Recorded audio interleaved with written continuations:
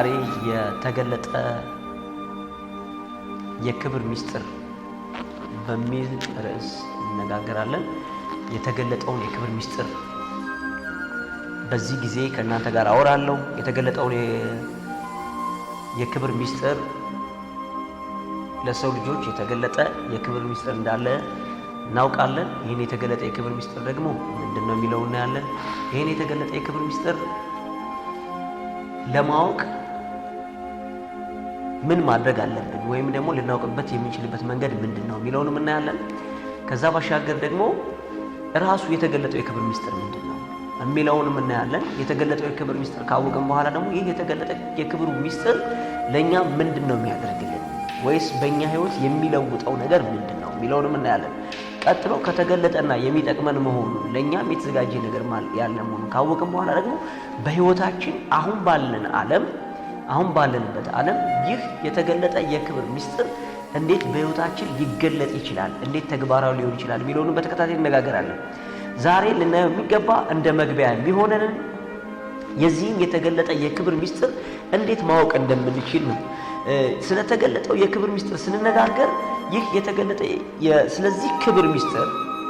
ስለዚህ የክብር ምስጢር ስናወራ መጀመሪያ አስቀድሜ ወደ ትምህርቱ ክፍል ከመግባቴ በፊት ማሳስባችሁ ከዚህ በፊት ሃይማኖት ተናግሮት በማያውቀው መንገድ ልትሰሙ ትችላላችሁ። ከዚህ በፊት ሰምታችሁ በማታውቁት መንገድ ልትሰሙ ትችላላችሁ። ከዚህ በፊት ተነግሮ በማያውቅበት መንገድ ልትሰሙ ትችላላችሁ። ወይም ከዚህ በፊት በፍጹም ባልተረዳችሁበት መንገድ ልትረዱ ትችላላችሁ።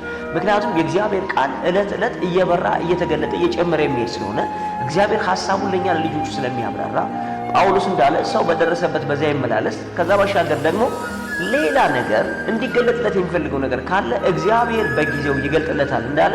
ስለዚህ በዚህ ሐሳብ ውስጥ ልንረዳው የሚገባ ነገር ምንድነው?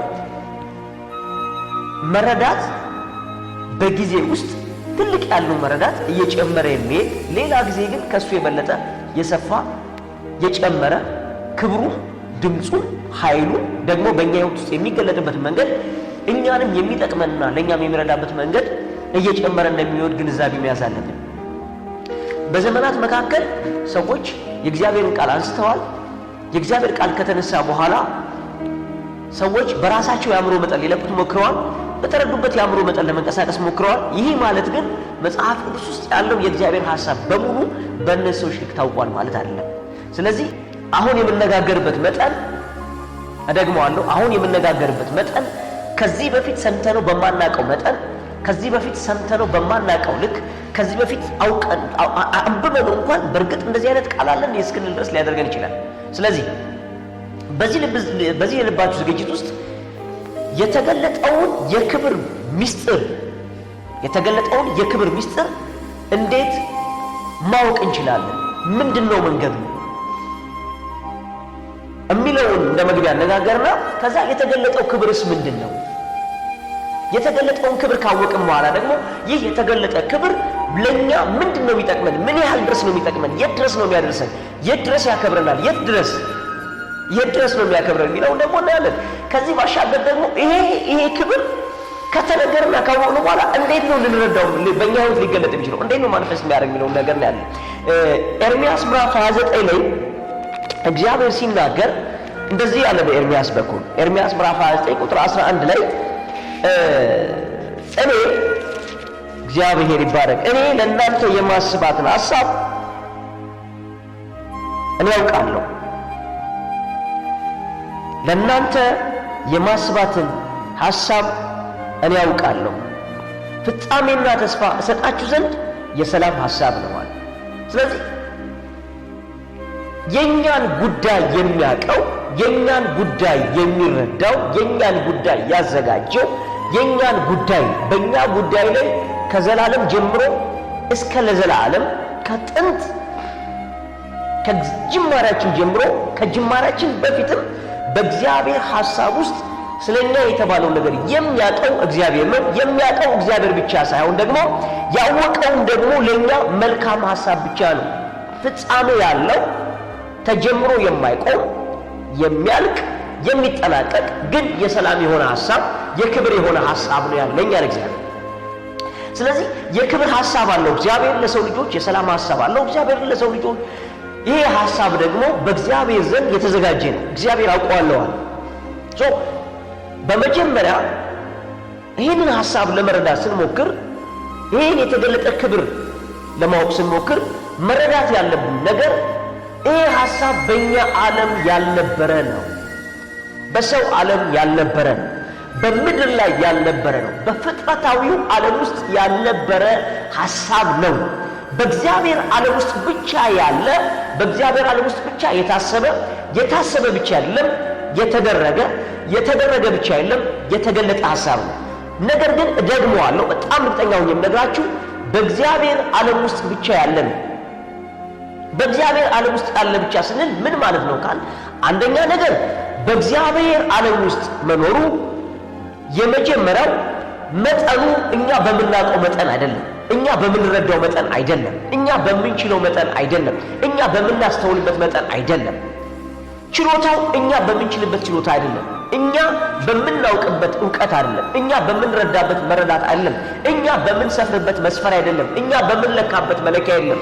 እኛ ስል ማንኛውም የሰው ልጅ የተባለ አእምሮ የላቀ በትልቅ የምርምር ደረጃ የደረሱ ሰዎች እንኳን ሳይቀር ስለዚህ ስለ እግዚአብሔር የከበረ ምስጢር ሊያውቁበት የሚችሉበት አቅም የላቸውም። በእግዚአብሔር ዓለም የታሰበ ነው። በእግዚአብሔር ዓለም የተዘጋጀ ነው። በእግዚአብሔር አሰራር የተደረገ ነው። በእግዚአብሔር መንገድ ያለቀ ነው። በእግዚአብሔር አፈጻጸም የተፈጸመ ነው።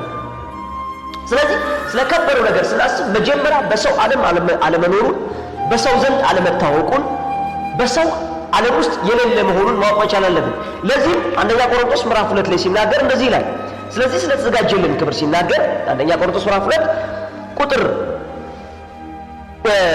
9 ላይ ዓይን ያላየችው ጆሮም ያልሰማው በሰው ልብም ያልታሰበው እግዚአብሔር ለሚወዱት ያዘጋጀው ይላል። ስለዚህ በእኛ ዓለም ከሌለ፣ በሰው ዓለም ከሌለ፣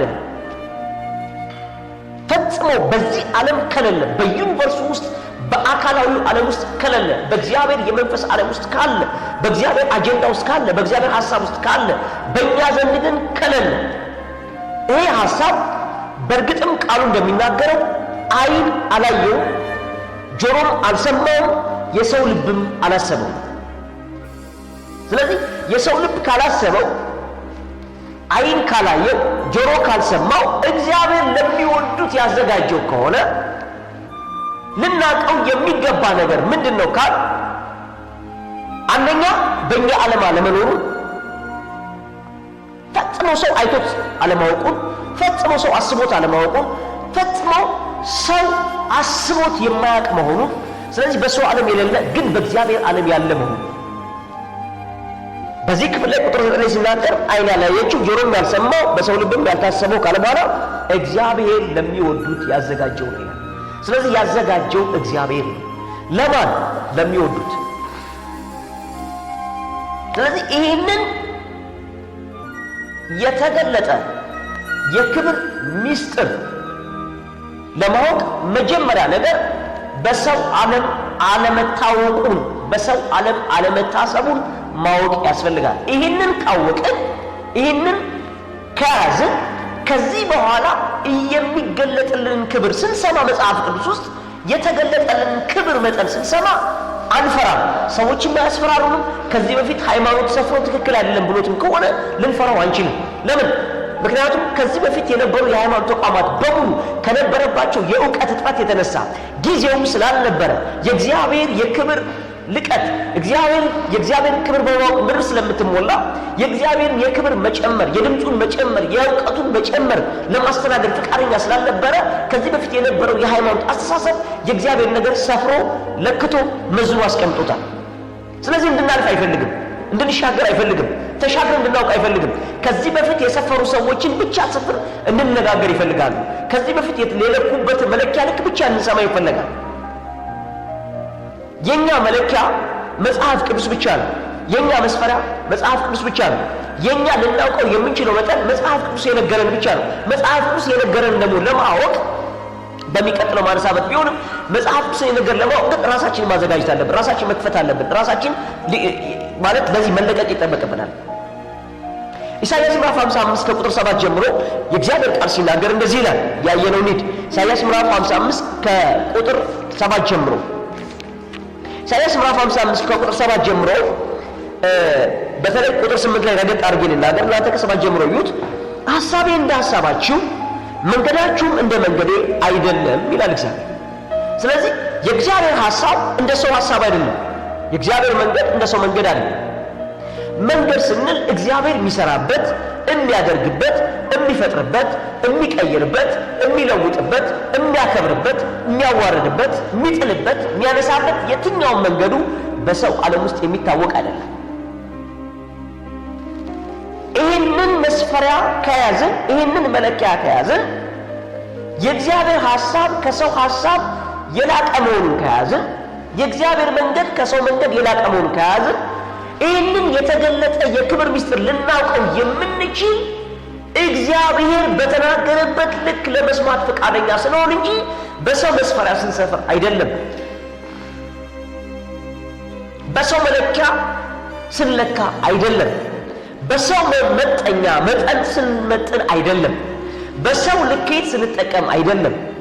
ስለዚህ ከሰው ልኬት እንወጣለን። የትኛውም የሃይማኖት ተቋሚው ምርምራዊ አእምሮም ይሁን ብቃት ያለው ምርምርም ብቃት ያለው ዕውቀትም ቢሆን በሚሰፍረው መስፈሪያ ልክ የሚነገር አይደለም። በቃ የእግዚአብሔር ሐሳብ ከኛ ሐሳብ ይለያል፣ ይርቃል፣ ከፍ ይላል። ስለዚህ ከፍ ያለውን የእግዚአብሔር ሐሳብ ነው ማለት ነው ለመስማት መዘጋጀት ያለብን። ምን ስንሰማ? የተገለጠውን የክብርን ምስጢር ለማወቅ ወደ መጽሐፍ ቅዱስ ስንገባ ልናውቀው የሚገባ ነገር ከሰው መለኪያ ውጪ መሆኑን ማወቅና ከኛ አእምሮ በላይ መሆኑን መረዳት። ከኛ አእምሮ በላይ እንደሚነገር ማስተዋል አለብን። ከኛ ልኬት በላይ እንደሚነገር ማስተዋል አለብን። ከኛ መለኪያ በላይ እንደሚነገር ማስተዋል አለብን። ይሄን ካወቅን ቀጥሎ እንግዲህ ሐሳቤ እንደ ሐሳባችሁ አይደለም፣ መንገዴም እንደ መንገዳችሁ አይደለም ይላል እግዚአብሔር። ሰማይ ከምድር ከፍ እንደሚል እንዲሁ መንገዴ ከመንገዳችሁ ሐሳቤም ከሐሳባችሁ ከፍ ያለ ነው ብሎ። ታዲያ የእግዚአብሔር መንገድ ከሰው መንገድ፣ የእግዚአብሔር ሐሳብ ከሰው ሐሳብ ከፍ ስላለ ሁልጊዜ የእግዚአብሔር ሐሳብ ከፍ ያለ ነው አይመለከተንም ብለን ነው ብለን አይደለም። ምክንያቱም እግዚአብሔር ከፍ ያለውን ሐሳብ እንድናውቅ ይፈልጋል።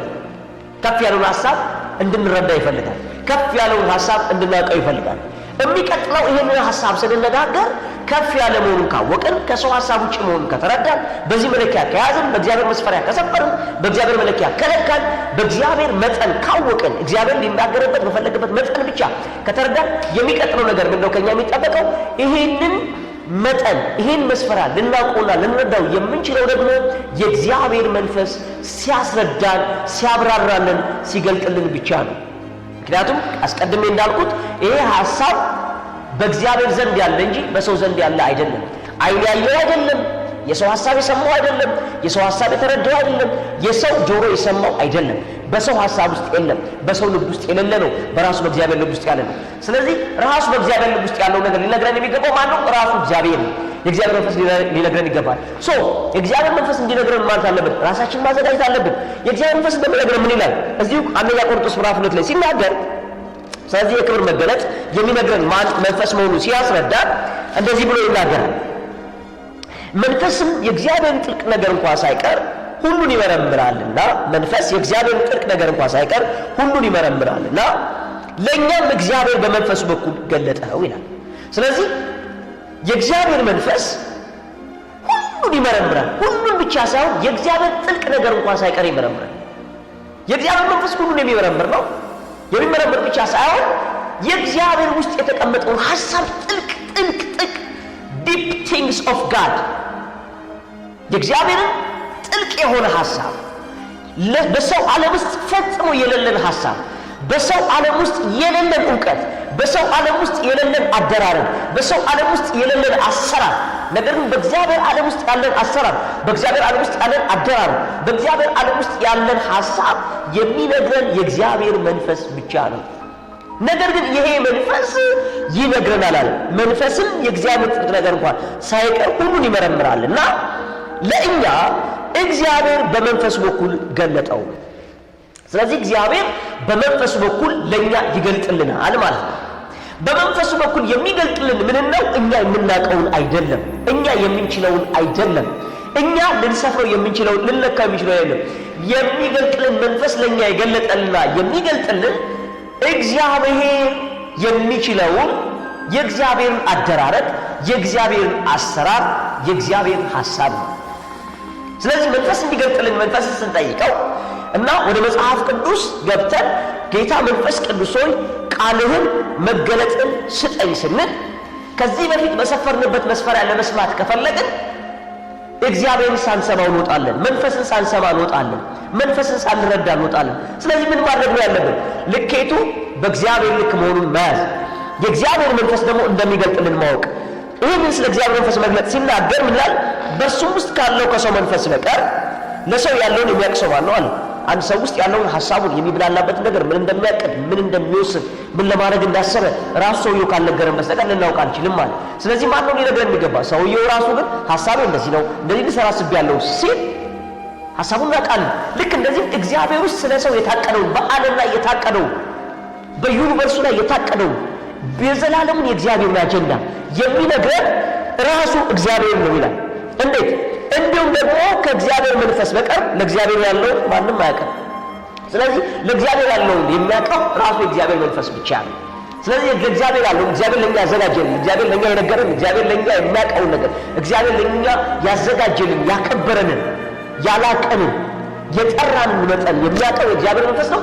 የሚነግረን የእግዚአብሔር መንፈስ ነው። ስለዚህ የሰው መስፈሪያ ይመታል፣ የሰው መስፈሪያ ይጣላል፣ የሰው መለኪያ ይመታል፣ የሰው መለኪያ ይጣላል። የሰው ልኬቶች፣ ስፍሮች፣ መጠኖች ሁሉ ይጣሉና የእግዚአብሔር መስፈሪያ፣ የእግዚአብሔር መንፈስ የሚሰፍርበት ልክ፣ የእግዚአብሔር መንፈስ የሚናገርበት ልክ፣ የእግዚአብሔር መንፈስ የሚገልጥበት ልክ ብቻ እንሰማለን ማለት ነው። ክብር ለእግዚአብሔር ይሁን። ምክንያቱም እግዚአብሔር ሚስጥሩን ለእኛ ያዘጋጀውን ነገር ስላልሰወረው፣ ስላልደበቀው፣ ይልቁንም ስለገለጠልን። እንዲሁም በኋላ መጣበታለሁ። ይህንን ሚስጥር የሚገርማችሁ ነገር እግዚአብሔር ከዘላለም በፊት ዘውሮት የነበረ አሁን ግን የተገለጠ ነው። ክብር ለጌታ ነው። ታዲያ ስንሰማ አሁን በጣም እንድትረዱ የሚፈልገው እንደነገርኳችሁ እንዴት ነው ይህን የክብር መጠን የምናውቅበት መንገድ ነው። ዋና ፖይንት እዚህ እንደ መግቢያ እየተናገርኩት ያለሁት ይህንን የተገለጠ የክብር መጠን፣ ይህንን የተገለጠ የክብር ሚስጥር የምናውቅበት መንገድ ከኛ ዓለም የሌለ መሆኑን ማወቅ፣ መንፈስ እንደሚናገረን ማወቅ። መንፈስ ሲናገረን ደግሞ ማለት ምን ማለት ነው ብለን ስንል ጳውሎስ ሲናገር እዚህ ቁጥር 12 ላይ እኛ ግን ከእግዚአብሔር እንዲያው የተሰጠንን እናውቅ ዘንድ አለ። ከእግዚአብሔር የተሰጠንን እናውቅ ዘንድ፣ ከእግዚአብሔር እንዲያው የተሰጠንን፣ በነፃ የተሰጠንን፣ እንዲሁ የተሰጠንን፣ ምንም ሳናደርግበት የተሰጠንን፣ በፍሪ ጊፍት የተሰጠንን እናውቅ ዘንድ ከእግዚአብሔር የሆነውን መንፈስ እንጂ የዓለምን መንፈስ አልተቀበልንም። ስለዚህ ሰው መንፈስ እንደሚናገረው እንዴት ያውቃል? ከራሱ ልብ፣ በራሱ ሐሳብ፣ በራሱ መለኪያ፣ በሰው መለኪያ ሰምቶ ቢወጣስ መጽሐፍ ቅዱስ ውስጥ እንዴት ሊያውቅ ይችላል? እንዴት ሊረዳ ይችላል? እንዴት ነው ሰው ከእግዚአብሔር ቃል ገብቶ መጽሐፍ ቅዱስን አንብቦ ወይም ሰምቶ የእግዚአብሔርን ቃል መርዳት የሚታወቀው? ከመንፈስ መሆኑ እንዴት እናውቃለን? ምክንያቱም ሁሉም ሰው ሲሰብክ መንፈስ ነው የሚናገረን፣ መንፈስ እንደሚናገረው፣ መንፈስ እንደገለጠልኝ ማለቱ ስለማይቀር ማለት ነው። ምክንያቱም ሰው ትንሽም ቢሆን ሲረዳ መንፈስ ነው ያስረዳው። ነገር ግን ከዛ የላቀው ነገር ሲመጣ ደግሞ አይቻልም ከዚህ በላይ ነው የሚልበት ምክንያት በሱ መለኪያ ስለሚሄድ ነው። ስለዚህ ከሱ መለኪያ በላይ ወጥተን መንፈስ እንደተናገረ እንዴት እናውቃለን? የምናውቅበትን መንገድ አለ ጳውሎስ። መጀመሪያ መንፈስ እንደሚናገረን ማወቅ አለብን። መንፈስ እንደገለጠልን ማወቅ አለብን። ከእግዚአብሔር እናውቅ ዘንድ መንፈስ እንደተሰጠን ማወቅ አለብን። ይህንን ደግሞ የምናውቅበት መንገድ ምን ነው አለ? መንፈሳዊ ነገር ከመንፈሳዊ ነገር ጋር ስናስተያይ ነው ማለት። ስለዚህ መንፈሳዊ ነገር ከመንፈሳዊ ነገር ጋር አስተያይተን መንፈስ በሚያስተምረን ቃል ነው አለ መግባባት የምንችለው። ብዙ ጊዜ መጽሐፍ ቅዱስ ውስጥ ሰዎች ገብተው ሃይማኖቶችም መጽሐፍ ቅዱስ ውስጥ ገብተው የሚሸወዱበትና የእግዚአብሔርን ሐሳብ ቁንጽል አድርገው ወይም ደግሞ አሳንሰው መግቢያዋን ብቻ ተረድተው ትልቅ እንደተረዱ አስበው የሚወጡበት መሰረታዊ ችግር፣ አስበው የሚወጡበት ብቻ ሳይሆን ከፍ ያለና የላቀ ነገር ሲመጣ ስህተት ነው፣ ትክክል አይደለም፣ አጋንንታዊ ነው፣ በዚህ ወጥቶ በዛ ወርዶ የሚሉበት ምክንያት ምንድነው ከተባለ መንፈሳዊ ነገር ከመንፈሳዊ ነገር ጋር ማስተያየት ስለማይችሉ ነው። ኢቭን መንፈስ ቅዱስ እንኳን ያለባቸው ሰዎች መንፈሳዊ ነገር ከመንፈሳዊ ነገር ጋር ማስተያየት ሲጎላቸው፣ አእምሯቸውን ብቻ መጠቀም ሲፈልጉ፣ አእምሯቸውን ለመንፈስ ቅዱስ መልቀቅ ሲያቆሙ፣ አእምሯቸውን ለመንፈስ ቅዱስ መስጠት ሲተው፣ መንፈሳዊ ነገር ከመንፈሳዊ ነገር ከማስተያየት ይልቅ መንፈሳዊውን ነገር ከዓለማዊ ነገር ጋር ሊያስተያዩ ሲሞክሩ፣ መንፈሳዊውን ነገር ከፍጥረታዊ ነገር ጋር ሊያስተያዩ ሲሞክሩ፣ መንፈሳዊውን ነገር በምድራዊ የእውቀት መለኪያ ሊያስተያዩ ሲሞክሩ፣ መንፈሳዊውን ነገር በምድር መለኪያ በምድር መስፈሪያ በምድር ማወቂያ መንገድ ሊያውቁት ሲሞክሩ መንፈሳዊ ነገር ቢስ ያደርጋሉ። በእግዚአብሔር ዓለም ውስጥ ጊዜ የለም። በእግዚአብሔር ዓለም ውስጥ ቦታ የለም። በእግዚአብሔር ዓለም ውስጥ ነገ ዛሬ የሚባል ነገር የለም። በእግዚአብሔር ዓለም ውስጥ የኛ የሰው ዓለም የለም። በእግዚአብሔር ዓለም ውስጥ የሚገርማችሁ ነገር ቁጥር እንኳን የለም። እኛ ቁጥር ስንቆጥር እግዚአብሔር ቁጥር አይቆጥር። አሁን መንፈሳዊ ሰዎች መጽሐፍ ቅዱስ ገብተው ተሸውደው የሚወጡበት ወይም ደግሞ ቃሉን መጠነኛ ብቻ ተረድተው የሚወጡበት ከፍ ያለው ነገር ለመገለጥ ለመስማት ልባቸው የማይከፍቱበት ምክንያት ምንድነው ከተባለ የተወሰነ መንፈሳዊ ነገር ለመስማት ይሞክሩና ቀጥሎ ግን በሰው መለኪያ ይገባሉ። ሰው በሚቆጥርበት የቁጥር ልክ ሊለኩ ይሞክራሉ። በሰው የጊዜ መለኪያ ሊለኩ ይሞክራሉ። በሰው የቦታ መለኪያ ሊለኩ ይሞክራሉ። በሰው ወጣ ወረደ ሄደ መጣ የሚባሉ መለኪያዎች በሙሉ ሰው እንደሚለካ ፍጥረታዊ ነገር እንደሚለካ ሊለኩ ይሞክራሉ። ያኔ ምን ይፈጠራል? ጊዜ የሌለው ነገር ጊዜ ይሰጡታል። ቦታ የሌለው ነገር ቦታ ይሰጡታል። ሄደና መጣ የሚባለው የቦታ ዝውውር የቦታ ለውጥ ሳይሆን የቦታ ለውጥ የሌለበት ነው ያለ የሁኔታ ለውጥ የቦታ ለውጥ ያደርጉታል። ያኔ ትርጉሞች በሙሉ ይበላሻሉ። ትርጉሞች በሙሉ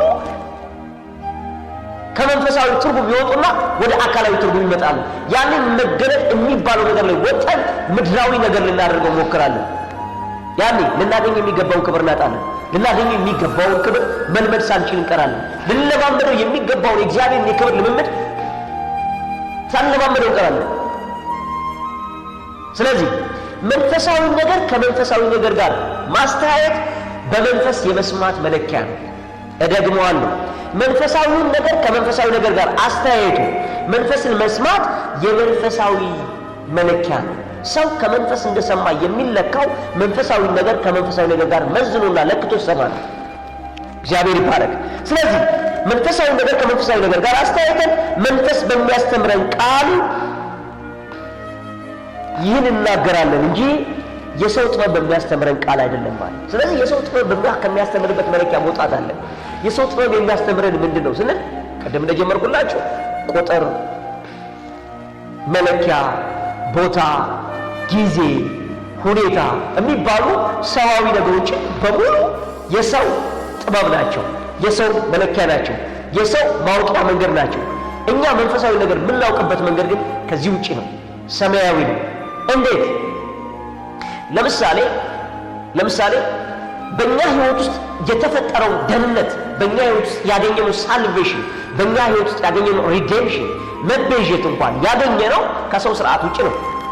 የኔ ኃጢአት የእናንተ ኃጢአት በጌታ የሆናችሁ ካላችሁ፣ በጌታ ያልሆናችሁ ደግሞ በጌታ ስትሆኑ የምታገኙት ህይወት ኃጢአታችሁ የሚሰረዘው ለምሳሌ የኔ ኃጢአት የተሰረዘው ደም ቀብ ብሎብኝ ወይም ደም ፈሶብኝ በውሃ ታጥቤ ወይም የሆነ አካላዊ ነገር ነክቼ ወይም አካላዊ ነገር ነክቶኝ አይደለም። የኔ ኃጢአት የተደመሰሰው የኔ ኃጢአት የተሻረው እኔ በማልረዳው እኔ በማላውቀው ከአካላዊ ዓለም ንክኪ ውጪ የሆነ የመንፈስ አሰራር በህይወቴ ስለተገለጠ ነው። ገነትን ያገኘሁት የመንፈስ አሰራር በህይወቴ ስለተገለጠ ነው ኃጢአቴ የተሰረዘው። ስለዚህ አሁን የኔ ኃጢአት እንዴት እንደተመሰሰ ሰው መጥቶ ቢጠይቀኝ ምን ብትሆን ነው ምን አድርገው ነው እግዚአብሔር ኃጢአትህን ይቅር ያለ ሰው ብሎ ቢጠይቀኝ እኔ አመን አሰራሩ በእግዚአብሔር ዓለም ስላለ ቃሉን የነገረኝን ተቀበልኩና ሳምን በራሱ የእግዚአብሔር አሰራር ኃጢአቴን ይቅር አለው ነው። አለቀ። በምን ላሳያችሁ ይችላል? ለፍጥረታዊ ሰው በምንም ላሳየው አልችልም። ለምን? እዚህ ጋር ቁጥር የለም፣ መነካካት የለም፣ ቦታ የለም፣ ጊዜ የሚባል ነገር የለም። የእግዚአብሔር አሰራር ነው። ይህንን ስላመንኩ ነው መንፈሳዊ ነገር ከመንፈሳዊ ነገር ጋር ስላስተያየው ለእኔ መንፈሳዊ የኃጢአት ስርየት የገባኝ፣ መንፈሳዊ የደህንነት ስርዓት የገባኝ፣ መንፈሳዊ የሆነ የመንፈስ ቅዱስ በእኔ ውስጥ መስራትና የኢየሱስ ክርስቶስ ደም የኃጢአት ማንጻት ጉልበት የገባኝ መንፈሳዊ ነገር ከመንፈሳዊ ነገር ጋር አስተያይቼ ስለተረዳሁት ነው። ልክ እንደዚህ ሁሉ ኃጢአቴ ይቅር ከተባለ በኋላ ደህንነትን ካገኘ በኋላ ዳግመኛ ከተወለድኩ በኋላ ቦርን አጌን ያደረገ ሰው ዳግመኛ የተወለደ ሰው የሚኖርበትን ደግሞ ማቹሪቲ የበሰለ ህይወት ደግሞ የማገኝበትን ዕውቀት ደግሞ ወደ መጽሐፍ ቅዱስ ገባ አሁን የምነጋገርበት ክፍል ነው። የተገለጠው የክብርን ምስጢር ሳውቅ ደግሞ ወደ ላቀ የህይወት ደረጃ ደርሳለሁ። ይህንንም ደግሞ በእኔ ህይወት የሚገለጠው ይህን መንፈሳዊ አሰራር ስረዳለሁ። መንፈሳዊ ነገር ከመንፈሳዊ ነገር ጋር ሳስተያይና መንፈስ በሚያስተምረኝ ቃል ስረዳ ካልሆነ አሁንም ተመልሼ ወደ ምድራዊ ቁጥር፣ ወደ ምድራዊ መስፈሪያ፣ ወደ ምድራዊ መለኪያ፣ ወደ ምድራዊ መነካካት፣ ወደ ምድራዊ አካላዊ ነገር መፈለግ ላይ ከመጣው ስህተት እሰራለሁ። ለዚህ ነው የተገለጠውን የክብር ምስጢር የምናውቅበት መንገድ አንደኛ በእኛ ዓለም የሌለ መሆኑን ማወቅ፣ በእኛ አቅም የሌለ መሆኑን ማወቅ፣ በዓለማችን መጠንና መስፈሪያና ልኬት ውጪ መሆኑን ማወቅ፣ ቀጥሎ ደግሞ መንፈስ እንደሚያስረዳና መንፈሳዊ ነገር ከመንፈሳዊ ነገር ጋር አስተያየትን የምንሰማ መሆኑን ማወቅ ነው። ክብር ለእግዚአብሔር ይሁን። እግዚአብሔር በልጁ በክርስቶስ ኢየሱስ ያዘጋጀልን ነገር ከአእምሮ በላይ ነው። ዓይን አላየውም፣ ጆሮ አልሰማውም፣ በሰው ልብ አልታሰበም። አሁንም እዚህ ጋር የምነግራችሁ ነገር ስለ መንገዱ እያወራን ነው እንጂ ገና ይሄ የተገለጠው የክብር ምስጢር ምን እንደሆነ በሚቀጥለው የምናየው ነው። አሁን ግን ይሄን የተገለጠውን የክብር ምስጢር የምንሰማበትን መንገድ እያዘጋጀኋችሁ። ቀጥሎ ሶስተኛ ነገር ታዲያ የኛ ድርሻ እዚህ ላይ ምንድን ነው? አንደኛ ከእግዚአብሔር ዓለም ከሆነ በእኛ መጠን ካልሆነ፣ በሰው መጠን ካልሆነ፣ በሰው ዓለም የሌለ ከሆነ፣ በሰው እውቀት የማይገኝ ከሆነ፣ ቀጥሎ ደግሞ መንፈስ የሚገልጠው ከሆነ፣ መንፈስ የሚያስረዳን ከሆነ፣ መንፈስ የሚገልጥልን ከሆነ እኛ ምንድነው ማድረግ ያለብን? ይሄ ጥያቄ መነሳት አለበት። መንፈስ የሚገልጥልን መሆኑን ካወቀ፣ ምክንያቱም ለፍጥረታዊ ሰው የእግዚአብሔር መንፈስ ነገር ሞኝነት ነውና ሊቀበለው አይችልም ይላል። አሁን በጣም ተጠንቀቁ። ብዙ ጊዜ አሁንም ደግምላችኋለሁ፣ የእግዚአብሔር መንፈስ ነገር ለፍጥረታዊ ሰው ምን ማለት ነው? በሰው አእምሮ ለሚለካ፣ በሰው እውቀት ለሚለካ፣ በምድራዊ ነገር ለሚለካ፣ በምድር ቁጥር ለሚለካ፣ በምድራዊ ነገር ለሚለካ፣ በምድራዊ መስፈሪያ ለሚለካ፣ በቦታ በርቀት፣ በጊዜ በመለካት፣ በአካላዊ ንክኪ መለኪያ ውስጥ ለሚያምን ሰው የእግዚአብሔር መንፈስ ነገር እግዚአብሔር ያደርጋል፣ ወይም በእናንተ ውስጥ አደርገዋለሁ፣ ወይም እናንተን አድርጌያቸዋል፣ ወይም እናንተን እንዲህ እንድትሆኑ ወስኛለሁ ያለውን ነገር አሜን ብሎ ለመቀበል ይቸገራል። ለምን? ምክንያቱም የእግዚአብሔር መንፈስ በእግዚአብሔር መንፈስ የሚመረመር ነው። እግዚአብሔር ይባረክ። እንኳንም በሰው አእምሮ አልሆነ፣ እንኳንም ከራሱ ከእግዚአብሔር የሚመጣ ከኛ ቀን በላይ የሆነ ነገር ሆነ፣ እንኳንም ደግሞ በራሱ በእግዚአብሔር መንፈስ ደግሞ በእኛ ሕይወት የሚፈጸም ሆነ። ታዲያ ከኛ እንደሚጠበቅ ከኛ የሚጠበቀው ምድራዊ መስፈሪያችንን መጣል ነው። ምድራዊ መለኪያችንን መጣል ነው። የሰውን የትኛውን የሳይንቲስቶች፣ የአዋቂዎች፣ የፈላስፋዎች፣ የጠቢባን በዚህ ምድር ላይ አሉ የሚባሉ ስለ ቋንቋ የተጠበቡ፣ ስለ ፊዚክስ የተጠበቡ፣ ስለ ኬሚስትሪ የተጠበቡ፣ ስለ ሰው ስርዓት የተጠበቡ፣ ስለ ባዮሎጂ የተጠበቡ፣ ስለ ባዮሎጂካል ሲስተም፣ ስለ ባዮሎጂካል አሰራሮች የተጠበቡ ሰዎች አጠቃላይ ምድር የሚተዳደርባቸው ህጎች ሁሉ አስቀምጠን የእግዚአብሔር የመንፈስ ዓለም ህግ የሚሰራበትን ለመቀበል ራሳችን ማዘጋጀት ከኛ የሚጠበቀው ይሄ ነው። መንፈስ እንደሚናገረን ካወቅን፣ ከእግዚአብሔር ዓለም እንደሚመጣ ካወቅን፣ ከፍ ያለ እንደሆነ ካወቅን ምን ማድረግ ይጠበቅብናል? የሚጠበቅብን መንፈስ እንደሚናገር ማወቅ። መንፈስ እንደሚናገር ካወቅን ምድራዊ መስፈሪያ ይወድቃል፣ ምድራዊ መለኪያ ይወድቃል፣ ምድራዊ አደራረግ ይወድቃል። አጠቃላይ ፍጥረታዊ ስርዓቶችና የፍጥረታዊ ህጎችን በሙሉ አውጥተን እንጥልና መንፈሳዊ ህጎችን እንቀበላለን፣ መንፈሳዊ አሰራሮችን እንቀበላለን። መንፈሳዊ አሰራሮችን ለመቀበል ራሳችን እናዘጋጃለን። መንፈሳዊ አሰራሮችን ለመቀበል ራሳችን ስናዘጋጅ መንፈሳዊ አሰራር ራሱ እግዚአብሔር በእኛ ውስጥ ይሰራዋል። ምክንያቱም ማንኛውም አሰራር ራሱ እግዚአብሔር በእኛ ውስጥ የሚሰራው ነው። እውቀቱ ለእኛ ይመጣል፣ እውቀቱን መቀበል የኛ ነው፣ እውቀቱን ማመን የኛ ነው። እውቀቱ ሲመጣ ግን ያን እውቀት ለመስማት መጀመሪያ መንፈሳዊ አሰራርን ማመን አለብን። ስለዚህ እንደ መንፈሳዊ አሰራር ለመቀበል ከተዘጋጀን የመንፈሳዊ ከፍ ያለው እንደ ሰማይ ከፍ ያለው ከኛ ይልቅ ከኛ ሐሳብ ይልቅ ከፍ ያለው ሐሳቡን ለመስማት ከፈቀድን ከኛ መንገድ ይልቅ ከፍ ያለው የእግዚአብሔር መንገድ ለመስማት ፈቃደኛ ከሆነ ይሄንን ስንሆን እራሱ እግዚአብሔር ለኛ በመንፈስ በኩል መናገር ይጀምራል። ለምን? አእምሯችንን ከፍተንለታል፣ ልባችንን ከፍተንለታል፣ ሐሳባችንን ከፍተንለታል፣ ህሊናችንን ከፍተንለታል። የኛን እውቀት በሙሉ አስቀምጠን የእግዚአብሔርን አሰራር ለመስማት ተዘጋጅተናል። ከዛ አሰራሩ ራሱ እግዚአብሔር ይነግረናል። መንፈስ ያትምብናል፣ መንፈስ ያስረዳናል፣ መንፈስ በእኛ ላይ ያረጋግጥልናል። ክብር ለኢየሱስ ይሁን። ያዕቆብ ምዕራፍ 1 ላይ ሲናገር እንደዚህ ይላል። ያዕቆብ ምዕራፍ 1 ላይ ሲናገር ምን ይላል? ማንኛውም ሰው ጥበብ ቢጎለው ይላል። ክብር ለጌታ ይሁን። ጥበብ ቢጎለው፣ መረዳት ቢጎለው፣ እውቀት ቢጎለው፣ ማስተዋል ቢጎለው፣ የእግዚአብሔርን ሐሳብ ለመረዳት ግራ ቢገባው፣ የእግዚአብሔርን እውቀት ለማወቅ ግራ ቢገባው፣ የእግዚአብሔርን ሐሳቦች ለማወቅ ቢቸገር፣ ቢቸገር የእግዚአብሔርን መረዳት ለመረዳት የእግዚአብሔርን ሐሳብ ለመረዳት እግዚአብሔር ያዘጋጀውን ለማወቅ ቢቸገር ጥበብ የጎደለው ቢመስለው ሳይነቅፍ ሳይተች ፈጽሞ ሳይተች እንዴት ይህን ማወቅ አቃተህ ሳይል አንተ ደደብ ነህ ወይም ደንቆሮ ነህ አትችልም እንዴት ይሄ አይገባም ብሎ ሳይነቅፍ በልግስና እግዚአብሔር ይባረክ። በልግስና ማለት አትረፍርፎ ከጠበቅነውና ከጠየቅነው በላይ ምክንያቱም የእግዚአብሔር ያዘጋጀውን የክብር ሕይወት እንድናውቅ እግዚአብሔር የዘላለም አጀንዳ ነው። ይህን በልግስና ለሁሉ ደግሞ የሚገርማችሁ ነገርና ነገር የለም ለሁሉ ለጠየቀው ሁሉ የሚሰጠውን እግዚአብሔርን ይለምን። እግዚአብሔር ይባረክ። ስለዚህ ምንድን ነው ያስፈልገን? መጀመሪያ እንደነገርኳችሁ እግዚአብሔርን ለመለመን ከማሰባችን በፊት የምንጠይቀው ነገር አደራረቡና አሰራሩ ሐሳቡና እውቀቱ የሚመጣው ነገር በሙሉ በምድራዊ ሕግ ስርዓት ውስጥ እንዳልሆነ አውቀን በእግዚአብሔር አሰራር ውስጥ የሚሰራ እንደሆነ ስናውቅ ቀጥሎ እግዚአብሔርን እንለምናለን። ብትለምኑ አለ። ሃሌሉያ እግዚአብሔር ይባረክ። ብትለምኑ የምትለምኑት እግዚአብሔር አለ ሳይነቅፍ በልግስና የሚሰጥ ነው አለ። ስለዚህ እርሱም ይላል ቀጥሎ ለለመነው ሰውም እግዚአብሔር ይሰጠዋል። አባት ይባረክ። አያችሁ ሳይነቅፍ በልግስና አብዝቶ የሚሰጠው እግዚአብሔርን ሰው ይለምናል። ምን ፈልጎ? ክብር ፈልጎ ከሰው አደራረግ ውጭ የሆነን እግዚአብሔር ያዘጋጀው የተገለጠውን ክብር እንዲገባው እንዲረዳው እንዲያውቀው በሕይወቱ ደግሞ እንዲገለጥ በሕይወቱ እንዲታይ ፈልጎ ይለምናል። ሲለምን እርሱ እግዚአብሔር ለዚህ ለለመነ ሰው ይሰጠዋል። ክብር ለእግዚአብሔር ነው። ስለዚህ እግዚአብሔር እንደሚሰጠን ማወቅ ደግሞ መለመን እግዚአብሔር ይሰጠናል። ነገር ግን አሁን ደግሞ ልንገራችሁ ለመለመን በዘመናት መካከል ማንኛውም ሃይማኖት ያለው ሰው ሁሉ እግዚአብሔርን እባክህን ክብርን አሳየኝ፣ ክብርን ግለጥልኝ፣ ክብርን ስጠኝ ብሎ ይለምናል። እስካሁን ሃይማኖት በተለይ ክርስትና መጽሐፍ ቅዱስን የሚያነሳ የትኛውም የእምነት ተቋም ይህን ጥያቄ ይጠይቃል። ታዲያ ለምን ነው እግዚአብሔር ማይሰጥ ካላችሁ እግዚአብሔር አልሰጥም ብሎ ሳይሆን ሲለምኑት የለመኑት በራሳቸው መንገድ በተፈጥሮ ሕግ ስርዓት እንጂ በእግዚአብሔር አሰራር ስላለመኑት እነዚህ ስለነዚህ ሰዎች ሊሰጣቸው እንኳን ሲፈልግ መስማት አይፈልጉም። ለምሳሌ ደህንነት እንዲያገኝ ሁሉ ሰው ይፈልጋል፣ ጽድቅን ይፈልጋል።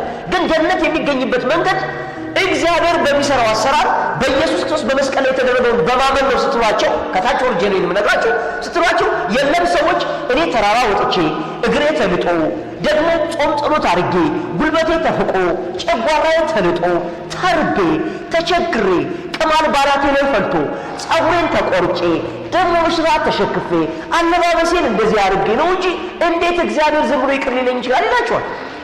ግን እኮ የጠየቁት ጥያቄ እኮ ጽድቅ ነው። የጠየቁት ጥያቄ እኮ እግዚአብሔር ኃጢአታቸውን ይቅር እንዲላቸው ነው። በቀላል እኮ የሚገርማችሁ የፋሲካ በምናውቀው የፋሲካ ጾም በሚባለው ሰው ሁሉ 40 ቀን ጾማል። ለምን ነው ጾም? ኃጢአቱ ይቅር እንዲባል ነው የሚጾም። የተለያዩ ጾሞች አሉ፣ ይጾማል። ኃጢአቱ ይቅር እንዲባል ነው የሚጾም። በእኛም ዓለም በጌታ ደግሞ ድነናል የምንል ሰዎችም ደግሞ ስለ እግዚአብሔር ክብር መምጣት ጾም ጸሎት ዘንድ እንጸልያለን። ግን ስንጸልይ በእኛ መለኪያ ነው እንጂ ምን ጸልይ በእግዚአብሔር መለኪያ ስለማንጸልይ አንቀበልም። ሳይነቅፍ እግዚአብሔር በልግስና ከአእምሯችን በላይ በሆነ መለኪያ ከምድራዊ ሰዓት ውጭ እንደሚሰጥ ስለማናቅ ስንጠይቅ ራሱ በእኛ ሰዓት በኩል እኛ ባዘጋጀነው መንገድ እንዲሰጠን ነው የምንፈልግ። ያኔ የእግዚአብሔር ስጦታና የእኛ ፍላጎት የተለያየ ስለሆነ እንተላለፋለን። እግዚአብሔር ግን ሁልጊዜም ለሚለምኑት ለመስጠት ዝግጁ ነው። የሚለምኑትን ግን የሚሰጣቸው የሚለምኑትን ለሚያውቁ ሰዎች ነው። የሚለምኑት ከፍ ያለ በእግዚአብሔር ዓለም ያለ የከበረ ነገር እንዳለ ለሚያውቁ ሰዎች ነው። እርሱ ብቻ አይደለም፣ የከበረውን ነገር እግዚአብሔር ሲሰጥ በዚህ ምድራዊ ስርዓት እንደማይሰራ በራሱ አሰራር እንደሚሰራ ለሚያውቁ ሰዎች ነው የሚሰጥ። ሃሌሉያ። እና ስንለምን በልግስና እንደሚሰጠን ወቅ ሳይነቅፍ እንደሚሰጠን ወቅ በተመሳሳይም ደግሞ የሚሰጠን ነገር በእኛ ውስጥ የሚሰራው እግዚአብሔር እንደሚሰራበት አሰራር ችሎታ መጠን እንደ እግዚአብሔር ሐሳብ መጠን እንጂ እኛ እንዳዘጋጀለት መጠን አለመሆኑን እንወቅ። ከኛ የሚጠበቀው ይሄንን የክብር ሚስጥር ለማወቅ የሚጠበቅብን ይሄ ነው። የሚጠበቅብን እግዚአብሔር በልግስና እንደሚሰጥ አውቀን የከበረ ነገር እንደሆነ አውቀን ዓይን ያላየው ጆሮ ያልሰማው በሰው ልብ ያልታሰበውን ነገር እንደሚሰጠን አውቀን ዓይን ያላየው ነገር ሲነገረን እንዴት የታለ ብለን አንጠይቅም። ጆሮ ያልሰማው ሲነገረን እንዲህ እኮ ተብሎ አይታወቅም አንልም። የሰው ልብ ያላሰበው ሲነገረን እንዴት እንዲህ ሊሆን ይችላል? እንዴት ይሄ እኮ ታስቦ አያውቅም አንልም። ይልቁንም ዋው እንላለን። ለምን? ዓይን ያየው ማያውቀው ነገር ሲነገረን ይቻላል እንዴ? የስ አሜን እቀበላለሁ። ጆሮ ሰምቶት ማያውቀውን ነገር ሲነገረን እግዚአብሔር ቃል ዋው እኔ ይሄን ሰምቼው አላውቅም፣ እንደዚህ ግን ይቻላል፣ አዎ እቀበላለሁ፣ አሜን። እንግዲያውስ እግዚአብሔር እንዲገልጥብኝ አምናለሁ እንላለን። ብቻ እግዚአብሔር ይናገረው እንጂ በሰው ዓለም ባይሆን፣ በሰው እውቀት ባይሆን፣ በሰው ሐሳብ ባይሆን፣ በሰው ባይታይ፣ በሰው ጆሮ ባይሰማ፣ ፈጽሞ በዓለም ተሰምቶ ባያውቅ፣ አሰራሩ ደግሞ የሚነግራችሁ ነገር የእግዚአብሔር አሰራር በሰው ዓለም ተሰምቶ አያውቅም። የሰው አደራረግ በሰው ዓለም ተሰምቶ አያውቅም። ታምኖም አያውቅም። ሰው ዝም ብሎ ይናገራል። ለምሳሌ የሰው ልጅ እንደዚህ ብሎ ያምናል ማለት ነው። ሰው ከምድር አፈር የተበጀ ነው ይላል። ግን እርግጠኛ ነኝ ሰው ከምድር አፈር የተበጀ ነው ብሎ ያምናል ሰው። ለምን ብለቃት በቃሉ ይናገረው እንጂ አሁን እግዚአብሔር ከምንም ነገር የሆነ ነገር ያመጣል ነው። እንዴት? ይሄማ ምትሃት ነው፣ ይሄማ ድግምት ነው፣ ይሄማ ጥንቆላ ነው ይላል። ለምን? ሰው ከምንም ነገር ከባዶ ካፈር እንኳን እንደተበጀ እየተናገረ እንደሚመጣ እንኳን ማመን ስለሚያውቅ አስራሩ መቀበል ያቅተዋል። አየህ? ስለዚህ ከዚህ መውጣት አለብን ማለት ነው። እግዚአብሔር ይባረክ። እግዚአብሔር የከበረ ነገር አዘጋጅቶልናል። እግዚአብሔር የከበረ ነገር አዘጋጅቶልናል። የተዘጋጀልን የከበረ ነገር ግን ዓይን ያላየው ጆሮ ያልሰማ በሰው ልብ ያልታሰበ ስለሆነ ከዚህ በፊት በየትኛውም የሃይማኖት ተቋም እንኳን ሰምተነው ባናቅ በእግዚአብሔር ቃል ውስጥ ካለ ለመቀበል ራሳችን ስናዘጋጅ እግዚአብሔር ሳይሰስት ሳይነቅፍ በልግስና አትረፍርፎ ለሚለምኑት ይሰጣል። የኛ ዝግጅት ይሄ ነው። ከኛ የሚጠበቀው ይሄ ነው። መግለጡን ግን ራሱ እግዚአብሔር ያመጣዋል። በጌታ በኢየሱስ ክርስቶስ ስም ይሄንን መረዳት እንዲመጣላችሁ ይሄንን መንፈስ እግዚአብሔር በልባችሁ እንዲያትምና እንዲገልጥላችሁ በኢየሱስ ስም ጸልያለሁ። ዓይኖቻችሁ ይከፈቱ፣ የልብ ዓይኖቻችሁ ይከፈቱ፣ የመረዳት ዓይናችሁ ይከፈት፣ የማስተዋል ዓይናችሁ ይከፈት፣ የእውቀት ዓይናችሁ ይከፈት በጌታ በኢየሱስ ክርስቶስ ስም አሜን። በቀጣይ ይሄንን የምናውቅበትን መንገድ እንደዚህ ከተነጋገር ቀጥሎ የምንነጋገረው ይሄ የተሰጠን የተገለጠ ክብር ምስጢር ምንድን ነው? ማን ነው የሚለውን ነው። አባት ይባረክ። ደስ ይለኛል መሰላችሁ። ይሄን የክብር ስጦታ እግዚአብሔር የገለጠልኝን፣ እግዚአብሔር ያስረዳኝን፣ እግዚአብሔር ያሳየኝን፣ በቃል ውስጥ ያብራራልኝን የልቤን ጆሮዎች ከፍቶ የልቤን ዓይኖች ከፍቶ ማስተዋሌን ከፍቶ መረዳቴን ከፍቶ የሰውን ዕውቀቴን ደምስሶ ምድራዊ የሆነውን መረዳት የተፈጥሮን ስርዓት ሽሮ በራሱ ስርዓት በመንፈሳዊ ዓለም ስርዓት ውስጥ እግዚአብሔር መገለጥን የሰጠኝን ይህን መገለጥ ለእናንተ ስናገር እኔም ደግሞ ለራሴ በዚህ ሰዓት ደግሜ ለእናንተ እየተናገርኩ ስሰማው እንዴት ሐሴት አደርጋለሁ መስላችሁ? በጌታ በኢየሱስ ስም ይህን የክብር መገለጥ ለእናንተ ማስተዋል እንዲመጣ ጸልያለሁ። ይሄ የተገለጠ የክብር ምስጢር ምንድን ነው? ማን ነው? ይሄ የተገለጠ የክብር ምስጢር ምንድን ነው? ማን ነው? አባት ይባረክ። አሜን።